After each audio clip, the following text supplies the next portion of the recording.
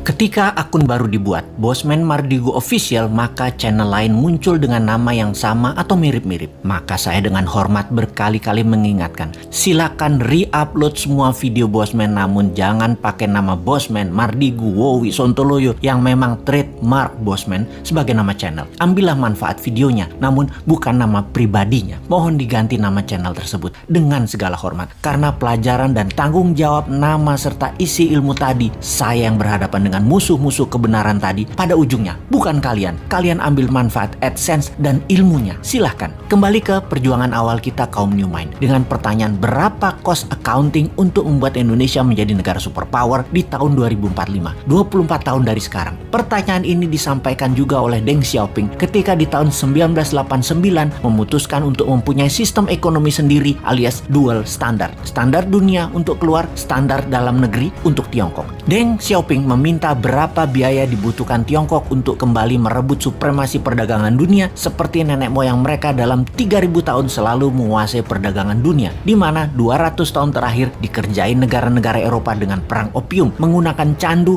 untuk membuat goblok otak 30 juta rakyat Tiongkok dan juga pejabatnya. Lalu perdagangan Tiongkok dikendalikan Eropa sekian lama. Pertanyaan Deng Xiaoping tadi di tahun 1989 dijawab, dan benarlah 20 tahun setelahnya Tiongkok menjadi negara maju, dan 20 tahun kemudian, yaitu sekarang, Tiongkok menjadi kekuatan yang ditakuti. Pertanyaan awal kita, berapa cost accounting untuk membangun Indonesia untuk menjadi negara superpower di tahun 2045 itu? Hal itu sangat penting. Berapa modal yang dibutuhkan? Berapa dana yang dibutuhkan? Dan itu harus diketahui sekarang. Semua itu akan kita ciptakan dananya serta pekerjaannya untuk 100% warga Indonesia. Kita lompat ke tahun 2030 ke depan. Di tahun 2030 atau kurang dari 9 tahun lagi, dari saat ini dunia menjadi lain dengan dunia yang kita kenal 100 tahun terakhir. Pandemi 4 tahun hingga tahun 2025 merubah 60% kehidupan manusia. Teknologi bioengineering, biomedical, menggeser DNA dan RNA manusia membuat manusia menjadi super karena lawannya penyakit juga menjadi super. Penyakit bawaan atau penyakit karena virus bermutasi. Manusia pun bermutasi dengan perubahan genetik tubuh manusia dipicu dengan growth factor biomedical. Di sisi lain, secara politik, kalau Amerika tidak hantam secara militer negeri Tiongkok dalam kurang waktu 3 tahun ke depan, maka di tahun 2030 Tiongkok akan menjadi negara superpower nomor 1. Dan saya garansi Amerika tidak akan serang Tiongkok. Amerika tuh chicken sekarang. Sungguh. Kemudian komunikasi 6G dipimpin Tiongkok. Distribusi kapal niaga dan seluruh gadget serta transaksi perdagangan dikuasai Tiongkok. Kesehatan dikuasai globalis cabal. Demikian juga sumber informasi big data dan currency akan dikuasai cabalis. Kemudian kehidupan pertanian akan semakin sulit. Alam semakin gersang. Cuaca tidak bisa dibaca dan dikendalikan.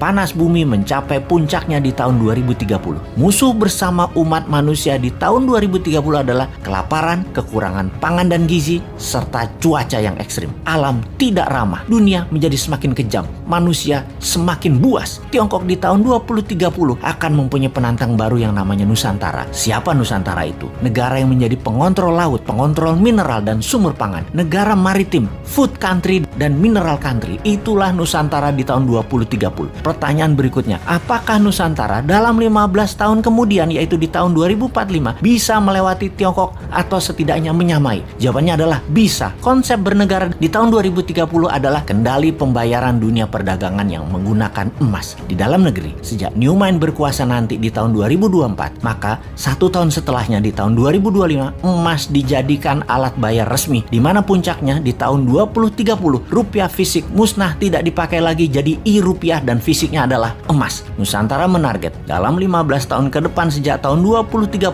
transaksi dunia 50% memakai emas. Itulah awal Nusantara menjadi negara superpower di tahun 2045. Kunci penting berikutnya di periode 2045 sampai 2070, di mana dunia sepakat tidak akan ada lagi perang militer, namun semua negara berkolaborasi merubah dunia menjadi lebih baik. 2045 hingga tahun 2070, Nusantara menjadi negara superpower yang memimpin garda terdepan pejuang lingkungan hidup, kesehatan, edukasi, dan sustainable eco-living. Nusantara memimpin perbaikan alam selama 15 tahun hingga tahun 2070.